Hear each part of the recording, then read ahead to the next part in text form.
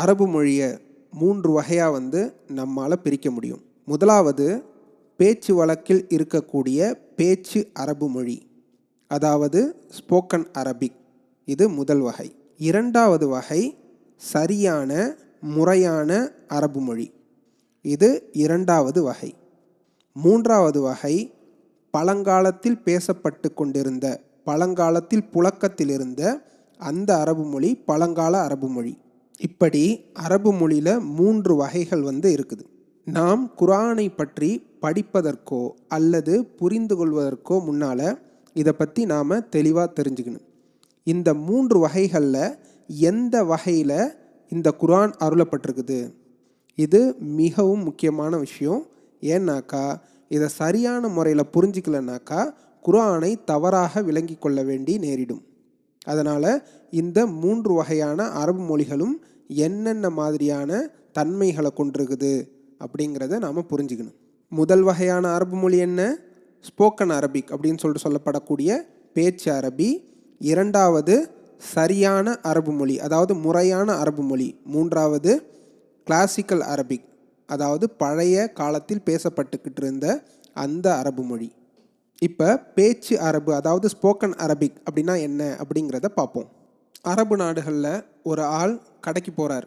அங்கே கடையில் அந்த பொருட்களை வாங்கும்போது எந்த மொழியில் பேசுவாரோ அதுதான் ஸ்போக்கன் அரபிக், அதாவது தெருக்களில் பேசக்கூடிய, கடைகளில் பேசக்கூடிய அந்த அரபிக். தொலைக்காட்சிகளில் மக்களுக்கான அந்த நிகழ்ச்சிகள் இருக்கு இல்லையா, அரபு மொழியில் தருவாங்கள்ல, அந்த நிகழ்ச்சிகளில் மக்களுக்காக பேசப்படக்கூடிய அந்த தொலைக்காட்சி நிகழ்ச்சிகளில் புழங்கப்படக்கூடிய அந்த அரபு எல்லாமே ஸ்போக்கன் அரபிக், அதாவது தெருக்களில் பேசக்கூடிய, மக்களால், சாதாரண மக்களால் பேசப்படக்கூடிய, வட்டார வழக்குகளில் பயன்படுத்தக்கூடிய அந்த அரபு மொழி தான் ஸ்போக்கன் அரபிக் அல்லது பேச்சு வழக்கில் இருக்கக்கூடிய அந்த அரபு மொழி. ஸ்போக்கன் அரபிக்கை அல் அம்மியா அல்லது அல் அஹ்ஜாத் அப்படின்னு சொல்லிட்டு அரபில் சொல்லுவாங்க. இந்த பேச்சு அரபு என்பது வட்டார வழக்குகளில் மக்களால் பயன்படுத்தக்கூடிய அந்த அரபு மொழி. அப்போது ஒவ்வொரு சமுதாய மக்களும், அதாவது அல்ஜீரியாவில் பேசுகிறவங்க அவங்களோட வட்டார வழக்கில் ஒரு மாதிரியாக பேசுவாங்க. மொராக்கோவில் பேசுகிறவங்க அவங்களுடைய வட்டார வழக்கில் அவங்க ஒரு மாதிரியாக பேசுவாங்க. சிரியாவில் பேசக்கூடியவங்க அவங்க வட்டார வழக்கு தகுந்த மாதிரி அவங்க பேசுவாங்க. எஜிப்தில் உள்ளவங்க வேறு மாதிரியான அந்த அரபு மொழியை பேசுவாங்க. பலஸ்தீனில் இருக்கிறவங்க அவங்களோட அரபு மொழியை அவங்க வேறு லெவலில் பேசுவாங்க. இது மாதிரி இந்த அரபு மொழி, வட்டார வழக்குகளில் பேசப்படக்கூடிய இந்த அரபு மொழி ஒவ்வொரு வட்டாரத்துக்கும் வேறுபடும். ஒவ்வொருத்தவங்க அந்த அரபு மொழியை பேசுகிற விதம் வேறு வேறு விதமாக இருக்கும். இன்றைக்கி எப்படி தமிழ் மொழியை தமிழ்நாட்டுக்குள்ளேயே எத்தனை விதமான தமிழ் மொழிகளை உங்களால் பார்க்க முடியும். சென்னையில் உள்ளவங்க ஒரு மாதிரி தமிழை பேசுவாங்க, கோயம்புத்தூரில் உள்ளவங்க ஒரு மாதிரி தமிழை பேசுவாங்க, மதுரையில் உள்ளவங்க ஒரு மாதிரி தமிழ் பேசுவாங்க. இவையெல்லாம் என்ன? வட்டார வழக்கு. இதே மாதிரி தான் ஒவ்வொரு நாடுகளில், ஒவ்வொரு அரபு நாடுகளில் இருக்கக்கூடிய அந்த மக்களும் தங்களுடைய மொழி வழக்குக்கு ஏற்றவாறு அவங்களுடைய நடை, அந்த பேசுகிற விதம், இவை எல்லாமே மாறுபடும். ஒரே அரபு மொழி தான், ஆனால் பேசுகிற விதங்கள் வேறு வேறு மாதிரி இருக்கும். உதாரணமாக அரபு மொழி தெரிஞ்சவங்க கைஃப ஹாலுக் அப்படின்னா என்னன்னு சொல்லிட்டு உங்களுக்கு தெரியும். எப்படி இருக்கீங்க, ஹவ் ஆர் யூ அப்படின்னு சொல்லிட்டு கேட்குறதுக்காக உபயோகப்படுத்தக்கூடிய இந்த அரபு சொற்றொடர் கைஃப ஹாலுக். இதே லெபனானில் இருக்கக்கூடிய அந்த ஃபல்லாஹின மக்கள் இதை எப்படி உபயோகப்படுத்துவாங்கன்னா செஃப் ஹாலிச், ஃபல்லாஹின மக்களுடைய அந்த வட்டார வழக்கில் இதை இப்படி தான் சொல்லுவாங்க. அதே எகிப்தில் ஜெயிக் பெயிக், சத்தியமாக தெரில இதை எங்கேருந்து கண்டுபிடிச்சாங்க அப்படின்னு சொல்லிட்டு. இந்த கைஃப ஹாலுக்கும் அவங்க சொல்லக்கூடிய அந்த ஜெயிக் பெய்க்கும் எப்படி சம்மந்தம்னே நமக்கு தெரியல. இப்படி அந்த பேச்சு வழக்கில் இருக்கக்கூடிய அந்த அரபிக் ஒவ்வொரு நாட்டுக்கும், ஒவ்வொரு இன மக்களுக்கும் அவங்க பேசுகிற முறை, அந்த பேசுகிற விதம், அது எல்லாமே மாறுபடும். இப்போ எஜிப்தில் இருக்கக்கூடிய ஒரு அரபி ஒரு அல்ஜீரியாவில் இருக்கக்கூடிய இன்னொரு அரபிக்கிட்ட பேசுகிறாருன்னா 2 பேருமே பேசுகிறது அரபு மொழி தான். ஆனால் ஒருத்தவங்க புரிஞ்சிக்கிறது ரொம்ப கஷ்டமான விஷயமா இருக்கும். அவ்வளவு வித்தியாசங்கள் இருவர் பேசக்கூடிய அந்த அரபு மொழியில் இருக்கிறத நம்மால் பார்க்க முடியும். இது இல்லாமல் அரபை மொழியாக கொண்டிராத நாடுகள், நான் அரப் கண்ட்ரீஸ், அங்கனா பேசப்படக்கூடிய அந்த அரபு மொழியில் அந்த சொந்த நாட்டு மொழியுடைய தாக்கம் ரொம்ப அதிகமாக இருக்கும். உதாரணமாக யுஎஸில் பேசப்படக்கூடிய அந்த அரபாக இருக்கட்டும், யூகேயில் பேசப்படக்கூடிய அந்த அரபாக இருக்கட்டும், அல்லது வேறு எந்த நாடுகளில் அரபு மொழி இல்லையோ அங்கே இந்த அரபு மொழியை பேசக்கூடிய மக்கள் இருக்காங்களே, அந்த நாட்டு மொழியை நல்லா இதில் வந்து மிக்ஸ் பண்ணி அவங்க பேசுகிறத பார்க்க முடியும். உதாரணமாக இன்றைக்கு பேசப்படக்கூடிய அந்த தமிழ் மொழியை எடுத்துங்க. நாம் ஆங்கிலேயர்களுடைய காலனி ஆதிக்கத்தில் கீழே இருந்ததுனால நாம் பேசக்கூடிய அந்த மொழிகளில் அதிகமான வந்து ஆங்கில புழக்கங்கள் இருக்குது. சில சமயம் ஆங்கிலத்தை கலக்காமல் பேசுனா அங்கே இருக்கக்கூடிய அந்த மக்களுக்கு புரியவே மாட்டேங்குது. உதாரணமாக இந்த பதிவே இருக்கட்டும், நான் எதற்காக வந்து ஆங்கிலம் கலந்து வந்து நான் பேசுகிறேன்னாக்கா உங்களுடைய புரிதல் வந்து நல்லபடியாக இருக்குது. என்னை பொறுத்த வரைக்கும் இந்த செய்தி சரியான முறையில் போய் சேரணும். அதற்கு நான் வந்து அந்த லாங்குவேஜை ஒரு டூலாக தான் வந்து யூஸ் பண்ணிகிட்ருக்கேன். நான் வந்து இதை எப்படி கலந்து பேசினாலும் எனக்கு பிரச்சனை இல்லை. நாம் என்ன சொல்கிறோமோ அது எளிமையான முறையில் போய் பதியணும் அப்படிங்கிறதுனால தான் நாம் இப்படி பேசிக்கிட்டு இருக்கோம். அப்போது அந்த தமிழோட ஆங்கிலம் கலந்து பேசுகிறது என்பது ஒரு சாதாரண மொழி வழக்காயிடுச்சு. இப்போ பஸ்ஸுனா தெரியும், பேருந்துனாக்கா அப்படியே ஒரு மாதிரியாக நம்மளை பார்ப்பாங்க. அதே மாதிரி கார்னா தெரியும், மகிழ்வுந்துனாக்கா வந்து அப்படியே நம்மளை ஏலியன் மாதிரி பார்ப்பாங்க. இப்படி பேச்சு வழக்கில் பேசப்படக்கூடிய அந்த மொழி அந்த நாட்டு மக்களுக்கு தகுந்தவாறு, அவர்கள் பேசக்கூடிய அந்த மொழிக்கு தகுந்தவாறு வேறு வேறு வகையான அந்த உருமாற்றங்களை காண்பதை நம்மால் பார்க்க முடியுது. இந்த மாதிரி தான் வந்து பேச்சு வழக்கில் இருக்கக்கூடிய அந்த அரபு மொழிக்கும் பல்வேறு வகையான வடிவங்கள் இருக்குது. இது பேச்சு அரபு. ஆனால் குர்ஆனில் பேச்சு அரபு பயன்படுத்தப்படவில்லை. அல்ஹம்துலில்லாஹ். இரண்டாவது வகையான அரபு மொழி என்ன? சரியான முறையான அரபு மொழி, ஸ்டாண்டர்ட் அரபிக் அப்படின்னு சொல்லிட்டு நாம் சொல்லலாம். இது எங்கெங்கன்னா பயன்படுத்தப்படுது? செய்தித்தாள்களில் அவர்கள் எழுதக்கூடிய அந்த அரபு மொழி வந்து சரியான அரபு மொழி, ஸ்டாண்டர்ட் அரபிக்கில் வந்து எழுதுவாங்க. அல் ஜசீராவில் வந்து இப்போ அரபில் நியூஸ் கேட்குறீங்க, அதில் வரக்கூடிய அந்த அரபு மொழி வந்து ஸ்டாண்டர்ட் அரபிக். அரபில் உள்ள அந்த ஷேக் அவங்கன்னா அந்த லெக்சர் கொடுப்பாங்களே, அவர்கள் கொடுக்கக்கூடிய அந்த லெக்சர்ஸ்னால் வந்து எதில் இருக்கும்? ஸ்டாண்டர்ட் அரபிக்கில் முறையான சரியான அரபு மொழியில் இருக்கும். அந்த கல்லூரி பேராசிரியர்கள் வந்து அவங்களுடைய விரிவுரையில் சரியான அரபியை வந்து பயன்படுத்துவாங்க. நாம் நிறைய பேர் யாரெல்லாம் வந்து அரபு மொழியை கற்றுக்கொள்வதற்கு ஆர்வமாக அதை படிக்கிறோமோ அவர்களெல்லாம் பெரும்பாலும் என்ன பண்ணுவோம், இது போன்ற லெக்சர்ஸை அதாவது விரிவுரைகளை வந்து நாம் டவுன்லோட் பண்ணி கேட்போம்.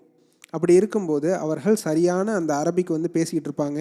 திடீர்னு வந்து ஒரு ஜோக் சொல்கிறாங்க அல்லது ஒரு சிரிப்பான ஒரு விஷயம் சொல்கிறாங்க அப்படின்னாக்கா அவங்க திடீர்னு அப்படியே சுவிட்ச் பண்ணி அல் அமியா அதாவது பேச்சு அரபிக்கு மாறுறதை வந்து பார்க்க முடியும்.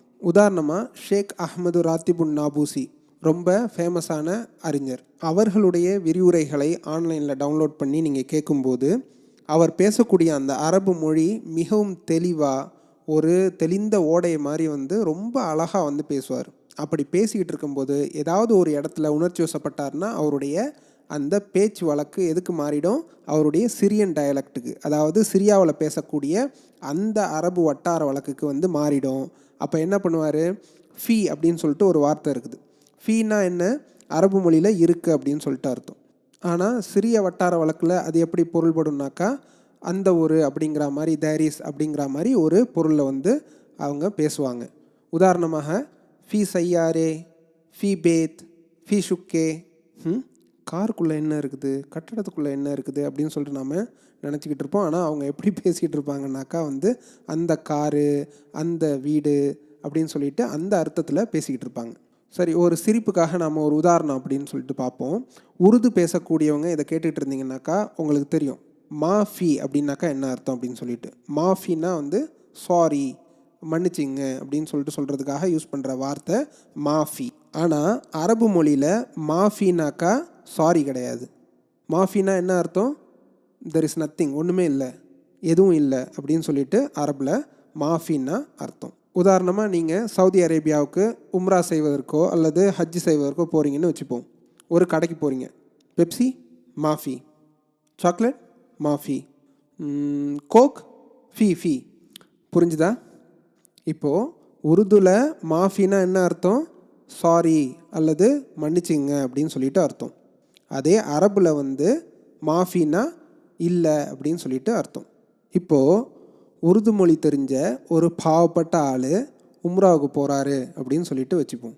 அவர் அந்த ஹரம் ஷரீஃபில் கபாவை பார்த்துட்டு அல்லா மாஃபி அல்லா மாஃபி அல்லா மாஃபி அப்படின்னு சொல்லிட்டு சொன்னார்னு வச்சிங்களேன். அங்கே ஷுர்த்தி அப்படின்னு சொல்லக்கூடிய அந்த போலீஸ்காரன் இருப்பான். அவனுக்கு என்ன தெரியும், நீங்கள் என்ன சொல்கிறீங்க, அல்லா இல்லை அல்லா இல்லை. அவன் வந்து என்ன பண்ணுவான், வச்சு அடின்னு அடித்து ஃபீ ஃபீ ஃபீ அல்லா இருக்கான்னு சொல்லு அல்லா இருக்கான்னு சொல்லிட்டு அடிப்பான். சரி, இப்போ என்ன பார்த்துக்கிட்டு இருந்தோம், பேச்சு அரபிக்குன்னு சொல்லிட்டு ஒன்று இருக்குது. அடுத்து ஃபார்மல் அல்லனா ஸ்டாண்டர்ட் அரபிக்னு சொல்லக்கூடிய அந்த சரியான முறையான அரபு பற்றி பார்த்துட்ருக்கோம். இப்போது நீங்கள் ஒரு கல்லூரிக்கு அரபு மொழி படிக்க போகிறீங்க அப்படின்னாக்கா அங்கே உள்ள பேராசிரியர்கள் வந்து என்ன மொழியில் வந்து பேசுவாங்க, ஸ்டாண்டர்ட் அரபிக், அதாவது முறையான சரியான அரபு மொழியில் பேசுவாங்க. அடுத்து அரபு மொழியில் நீங்கள் ஒரு பிஹெச்டி பேப்பர் எழுதுறீங்க அப்படின்னாக்கா அந்த பேப்பர் வந்து என்ன லாங்குவேஜில் எழுதுவீங்க, அது ஸ்டாண்டர்ட் அரபிக்கில் முறையான சரியான அரபிக்கில் வந்து எழுதுவீங்க. யாரெல்லாம் வந்து அரபு மொழி கற்றுக்கணும் அப்படின்னு சொல்லிட்டு கல்லூரியில் போய் படிச்சிங்களோ அவங்கன்னா என்ன படிச்சிருப்பீங்க, அல் அரபியா பைன எதைக் அப்படின்னு சொல்லிட்டு சொல்லப்படக்கூடிய அந்த புத்தகத்தை முதல்ல படிச்சிருப்பீங்க. அந்த புத்தகத்தில் வரக்கூடிய அந்த அரபு என்ன, அதுவும் வந்து ஃபார்மல் ஸ்டாண்டர்ட் முறையான சரியான அரபு மொழி. இப்போது 3 வகையான அந்த அரபு மொழியில் மொதல் 2 பார்த்தோம். முதல்ல என்ன பார்த்தோம், பேச்சு வழக்கில் சாதாரண மக்களால் வந்து பேசப்படக்கூடிய அந்த பேச்சு அரபுக்கும் சரியான முறையான அந்த ஸ்டாண்டர்ட் ஃபார்மல் அரபிக்கும் பெரிய வித்தியாசம் இருக்குது. கடைசியாக என்ன பார்க்க போகிறோம், கிளாசிக்கல் அரபிக் அப்படின்னு சொல்லப்படக்கூடிய பழைய ஆதி காலத்தில் பேசப்பட்டுக்கிட்டு இருந்த அந்த அரபு மொழியை வந்து பற்றி பார்க்க போகிறோம். ஏன்ஷியன் அரபிக்னு சொல்லலாம், கிளாசிக்கல் அரபிக்னு சொல்லலாம். பழைய ஆதி காலத்தில் அந்த நபிகள் நாயகம் ஸல்லல்லாஹு அலைஹி வஸல்லம் அவங்களுடைய காலத்தில் பேசப்பட்டுக்கிட்டு இருந்த அந்த அரபு மொழி இருக்கு இல்லையா, அந்த அரபு மொழிக்கும் இன்றைக்கு இருக்கக்கூடிய அந்த முறையான சரியான அரபு மொழிக்கும் பெரிய வித்தியாசம் இருக்குது.